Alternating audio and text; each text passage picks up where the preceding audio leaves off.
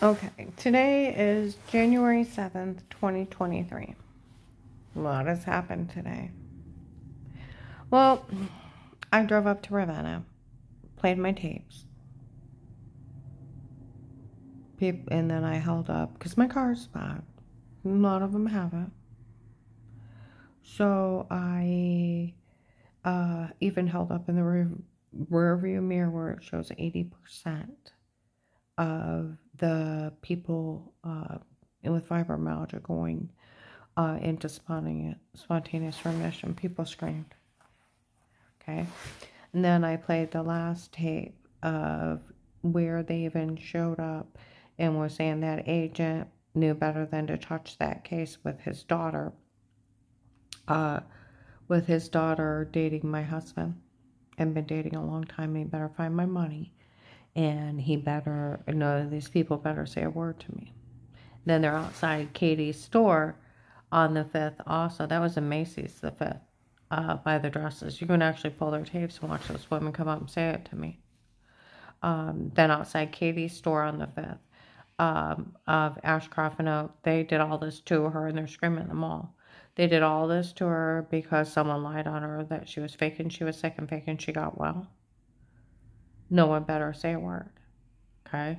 I went up there and gave that statement, let my last tape run, and then gave a statement how I was sick and how all the things I went through and how long I had to work with that doctor to get well and go in remission. Oh, I put it on Facebook, by the way.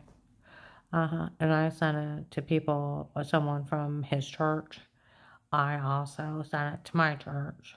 Okay. So I go buy food, I went to take it to my grandson's. And my one grandson was there, and he had lost his book bag. So I left and I went up to Dunham's. I go outside, and where I've been playing those tapes, where that big scary guy showed up, inside Macy's also, and his girlfriend told him to leave me alone. Okay. Some guy was outside. He's like, "What do you mean another scary guy showed up? Those police better start taking care of this, or we already told those churches to leave her alone, or we're going to all start taking care of it ourselves." I mean, they don't want society to start taking care of it themselves. Okay? Well, I go back, I take the book bag back, and then I go on to Walmart. I go in, and some stupid idiot woman's in there on the phone. Well, I thought we were supposed to follow her, that she had charges. What do you mean they made it up? It's like you're slow, right? I've never even been questioned or wrongdoing. I've never been prosecuted. I've never been found guilty. They made everything up. They did kick in my door. They did date rape, drug me, and apparently Photoshop shower scenes, according to what people say. Yeah, but I did have big bruises, and everybody knew it. Okay.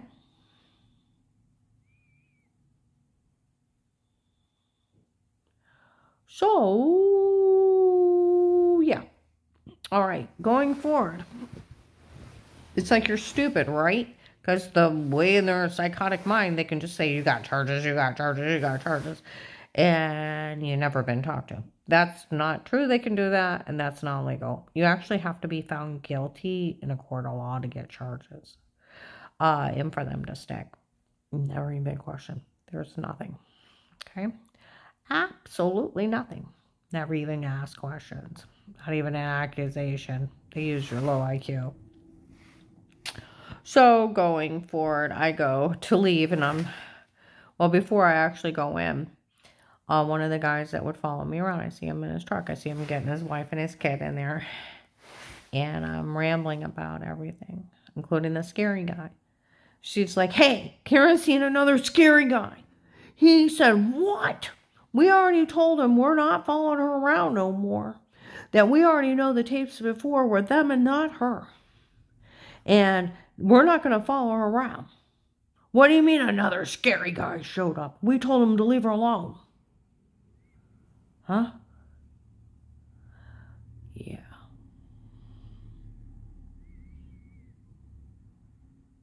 See, a lot of things have happened. Michelle's dad telling people where at Trinity Gospel Temple, they call the security guard, he's telling people he knew I was faking, I got well. Well, that poor family was grieving 20 years ago. And so he left me up there to die, and he stole my money to teach me a lesson. No, he stole my money because he's a thief. You don't steal somebody's money no matter what. And in the witness protection program, 95% are criminals because they have to be a witness or a victim of a crime.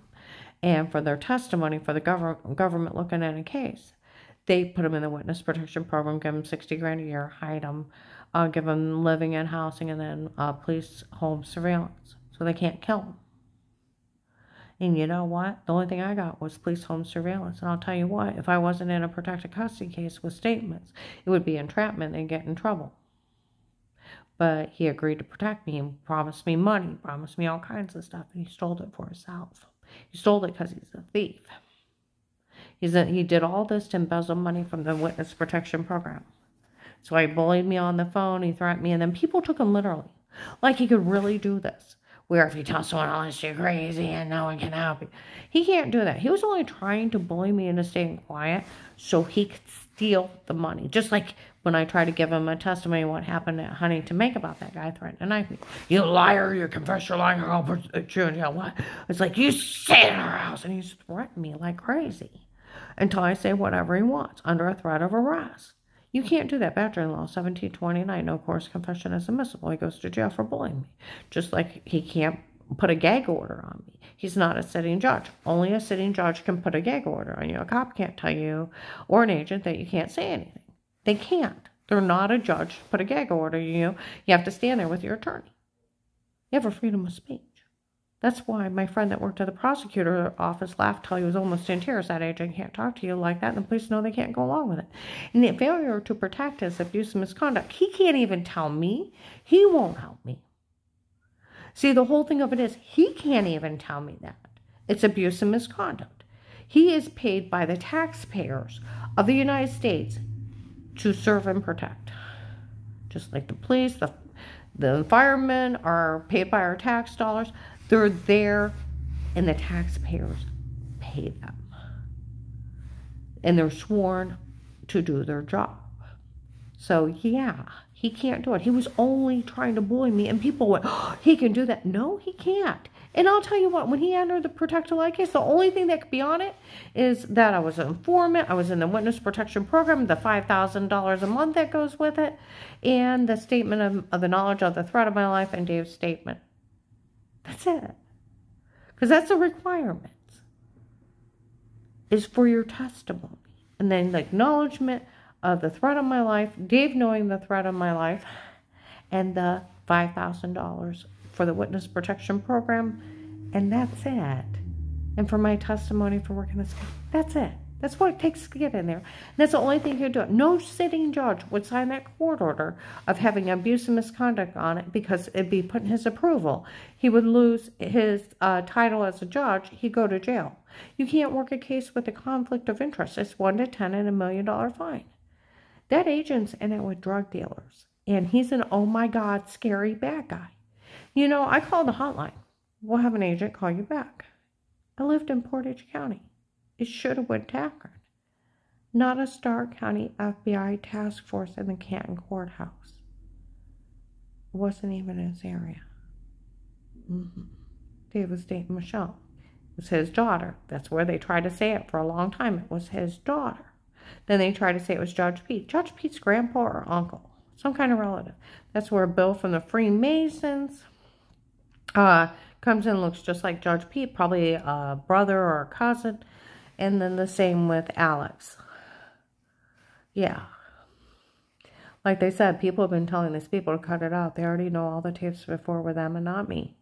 And they don't want to hear about this, and they're not going to follow me around no more. They don't think it's funny. It really isn't. And that agent being in it with drug dealers to embezzle funds from the federal government is really not funny. And somebody does need to do their job. They need to start arresting these people. Someone does need to find my witness protection program money. And they need to find out. I did turn this into the Department of Justice. They better, like that lady said, that agent better be finding her money. And these people better never open their mouth. That agent knew better than to pick up that case with his daughter dating her husband for a long time before she called the FBI. Held it out January 5th in Macy's in Belton, about 1 o'clock of 2023. Pull it. We got tape and audio. I was talking to one lady. We got tape and audio in here. You also see a big scary guy come up and say something to me. And this lady hit him and told him to leave me alone. I thought, are you crazy? Go girlfriend first. But are you crazy? One of the guys came up to me later and told and said, we told that she identified one of those guys as being one of the scary ones. We told him he better stay out of this, that none of this is funny. He said he already knew it. Everybody knows how not funny this is.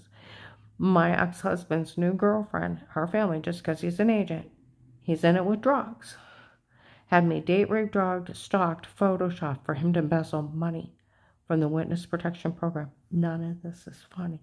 And then sold police information, put me in the witness protection program, sold it online, let them keep upping the ante of hurting me, beating me, raping me for people to enjoy cheap entertainment on the wife. You know how not funny this is? I went up to the casino in Cleveland. The security phones are going off. We're to keep an eye on her? That's the one that church tried to have killed? Okay. No, it's not funny why they helped out. We all know that. They all knew. Even in a casino in Cleveland, and they didn't find it funny. We all know it's not funny why they helped out. That agent and his family. For that girl, thinking she can have anybody beaten, raped. They can drug anybody, and they can embezzle over $300,000 from my case alone. The case started, 53 months ago? $5,000 a month. Now they're almost supposed to get my living and my rent paid and an insurance card. I got nothing but police home surveillance. And different cops mention it. Stark County Sheriff's, North Canton Jackson Police, Massillon Police, and Canton Police, the security in Walmart. And then these people sold it. That's where the Trinity Gospel Temple, the security guards on the phone talking to people about other people in there. We all, look who's here. It's Karen's Will, the FBI informant. The guys she's with don't know what's going on, so we're not allowed to say anything. And they're all talking about the case inside there, including kids. My other client went to a church on Woodlawn, right outside Belden. They all had it too. The Family Church has it. St. Mary's has it. A casino in Cleveland had it. I told you, Streetsboro, Youngstown, Warren, they keep selling it and selling the login to the protected custody case. And nobody finds any of this funny. That agent embezzling funds from the witness protection program did all this so he could steal from the government. It's really not funny.